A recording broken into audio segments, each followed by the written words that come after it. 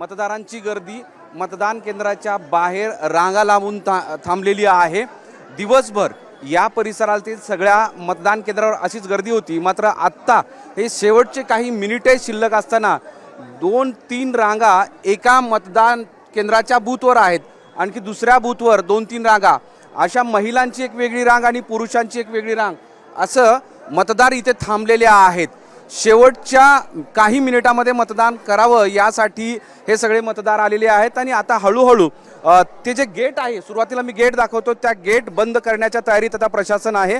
कारण मतदारांचा ओघ, मतदार आणखी मतदान केंद्रामध्ये मतदान करण्यासाठी येत आहेत आणि या सगळ्यांचं मतदान रात्री उशिरापर्यंत सुरू राहील असं सांगितलं जात आहे। आता ही जी रांग आहे ही शेवटपर्यंत रांग आहे आणि दुसरीकडे इकडच्या बाजूला बूथ आहेत, इथे 4, त्या 4ही बूथवर अशा पद्धतीनं या सगळ्या रांगा लागलेल्या आहेत आणि या रांगेत मतदान करण्यासाठी सगळ्यांचा प्रयत्न सुरू आहे।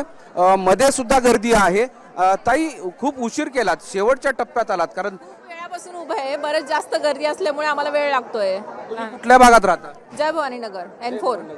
किती तुमच्या कुटुंबातले किती या रांगेमध्ये थांबलेले आहेत? 3 जण आहेत। 3 जण आहेत। ताई, तुम्ही कुठून आलात? विश्रांतीनगर। उशीर केलात कारण शेवटचे काही मिनिटे असताना तुम्ही या रांगेमध्ये थांबलात?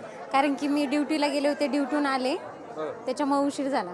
नोकरदार वर्ग शहरातल्या वेगवेगळ्या कंपन्यांमध्ये काम करत असतो। वाळूज महानगर एरियामध्ये MIDC मध्ये आहे, त्यासोबतच शेंद्रा MIDC मध्ये आहे। ते सगळे कर्मचारी इथं आता मतदानाला आपली ड्युटी आटोपून येत आहेत। थोडं सरकार ताई दाखवू द्या, मतदान केंद्राच्या बाहेर हे चित्र आहे आणि इथून दाखवतो मी। मतदान केंद्रामध्ये सुद्धा अशा पद्धतीनं एकमेकांना लागून महिला थांबलेल्या आहेत।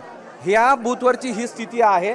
तर इकडे बघा, पुढे जायला मार्ग नाही, म्हणजे